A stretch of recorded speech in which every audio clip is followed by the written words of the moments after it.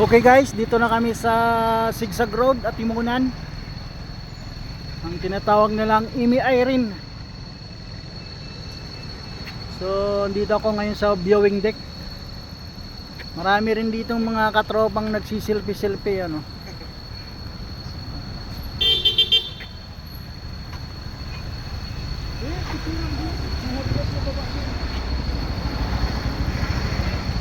Sabi nila marami raw ritong unggoy nagpapakita, kaya lang medyo tanghali na kami, so wala na. Ito na lang yung nagbibidyo, ang mukhang unggoy.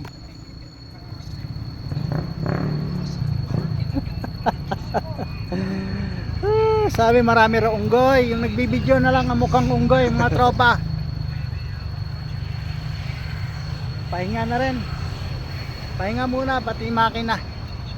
Pati na rin yung mga tao, pahinga. Oh, right. Mula Camarines Norte. Stop over muna rito sa Sigsag Road.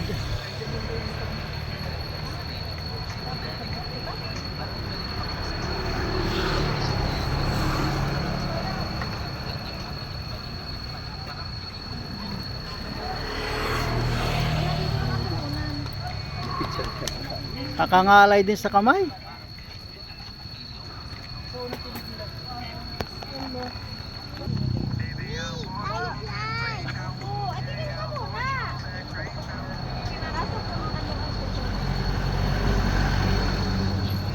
Medyo ingat lang talaga sa pagmamaniho mga tropa. Kita nyo yan, no? Diba?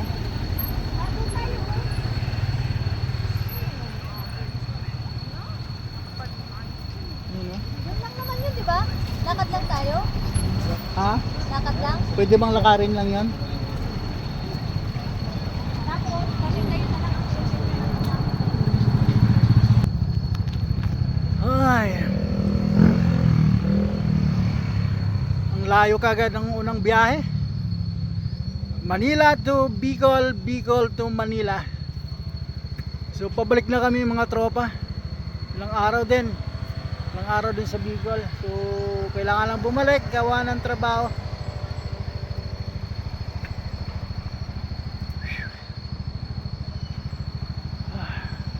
Thank you Lord. Sa kalagitnaan na kami ng aming way pa uwi ng Manila.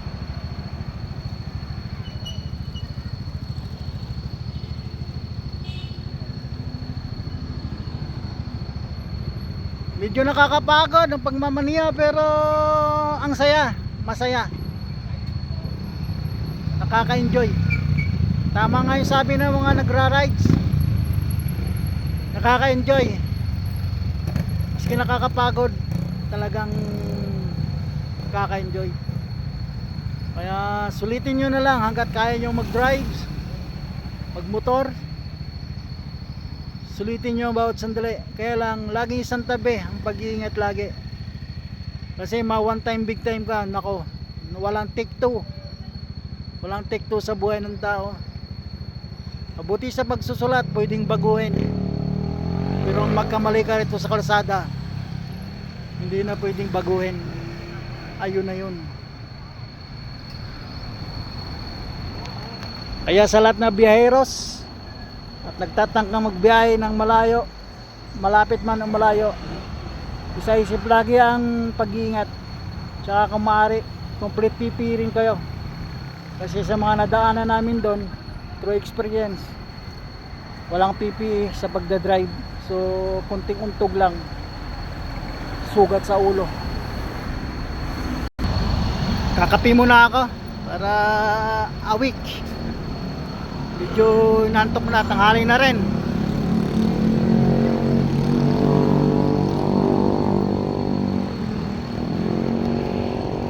Kakapi muna ako tropa. Kasi nakakaramdam na rin ako ng antok. Bakit? Kapi ko black po na eh. Mabuti at may tindahan dito maliit sa taas.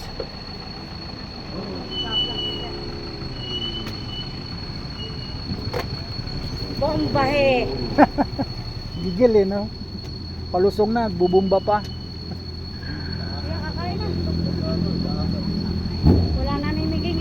sobrang init. Ay, ako tumigil muna. Kape muna tayo. Nakakaadala.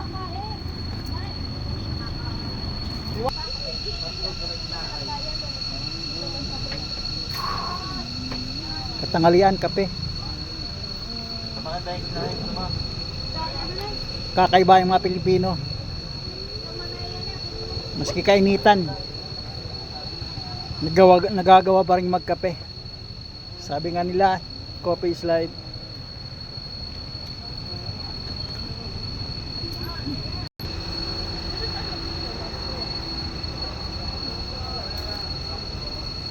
Oh, may CR din pala rito. Yun oh, CR. Kung naihi ka oh, pwede rin pala.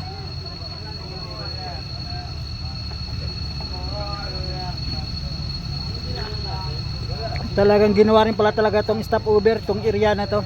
Kasi may division siya oh. May island siya sa kwan. Dun sa kabila lang yung mga dumidiretso, tapos dito talagang dito tumitigil oh. Ano? Maraming tumitigil dito. At yung iba dito na rin kumakain.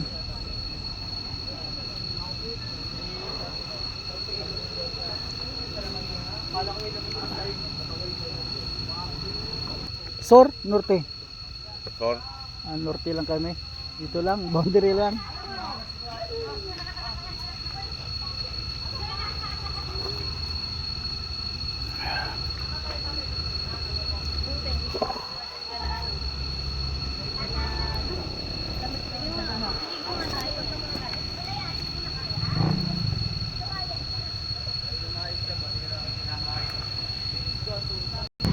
Ubos na din.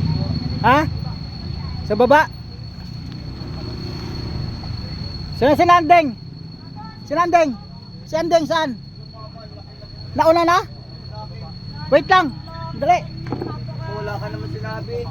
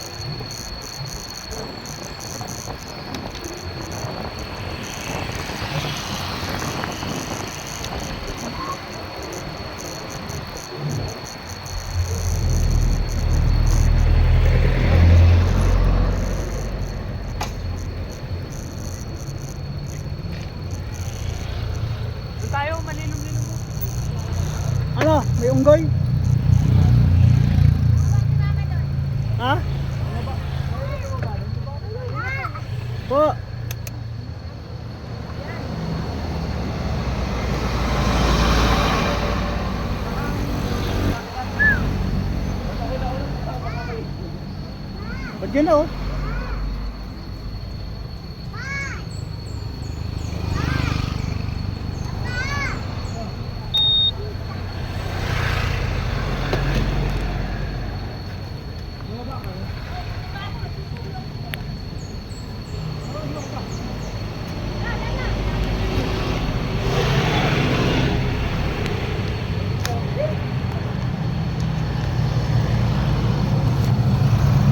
Ah. Oh. Okay lang yan. Sige na. Sige na. Wala akong taga-picture eh. Tutol. Pagod. Kakainan po mo no? Galing ka doon sa baba? Hindi na. Oh. Hinga. Kaya Hingal. nga eh. Gusto ko yung alin. Hingalin din ako. Huwag na. Tama na to dito na. Ang hirap umahon. Nakapon na ka. Ha?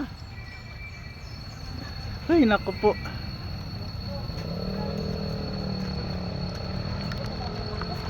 Ah. Tukaan ko ta. Ayaw mo bababa.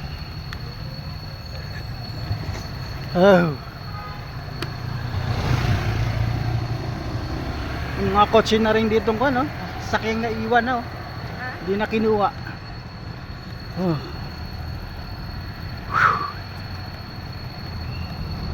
Oh, ang ganda, oh. Ito nga oh, mga baba. Galing ako sa baba eh. Nakakatakot naman. Ha?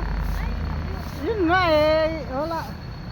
Mananakit yung tuhod ko pagbaba na, pag-akyat. May Oo. ano mo na lang, bibigyan mo lang. Oo. Ito na mo ko. Nakita yung tuhod ko niyan. Nangkalay. Mababa pa yung biyahe natin.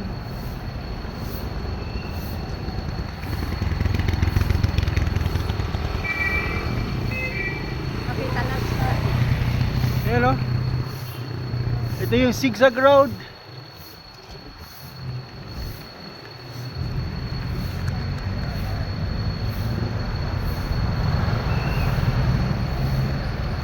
Wow, right. Gusto ko sanang bumaba, kaya lang medyo pa rin tuhod ko. Pagod, baka lalong mapagod mga tropa. So, mas okay na itong wag nang umakyat, wag nang bumaba. Kasi aakyat din, ang pag-akyat ng mahirap, kakapagod. So, okay na yung ganito. At least, na-witness ko naman yung ganda ng lugar. Sa bagay, madalas akong dumadaan dito, kaya lang bawal bumaba pag nasa bus ka. So, nakamotor naman, so okay. Nakababa. Nakababa mismo rito sa lugar na to. Yan oh. Kakalungkot nga lang oh, ginawang tapunan yung ibaba oh. Eh, wala naman tagalinis dyan. Dapat di natin natapon dyan yung basura.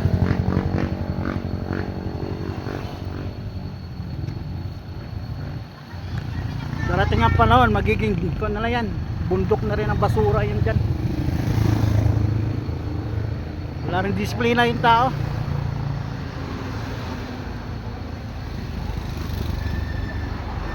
Hindi na lang ilagay sa tamang lagayan. Tabi-tabi ka. Ayaw Ang na. taas eh, mananakit ang tuhod ko pagbaba ron. Pag-akyat, nangangalay lalo yung tuhod ko.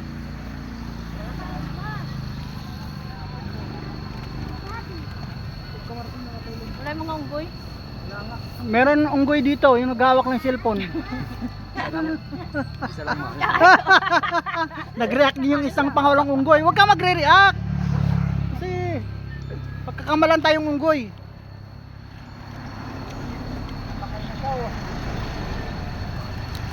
Sakal na. Ano?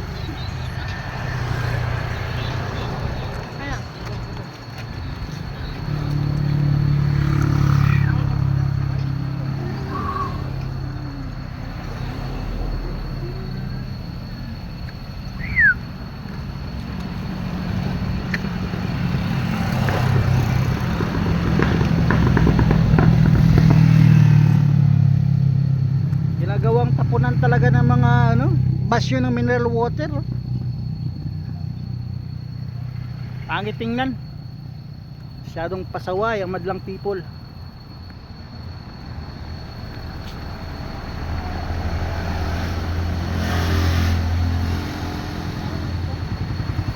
Ha? Yun oh. Okay guys. Bye-bye na muna as of now. At maraming salamat sa panonood. I love you all.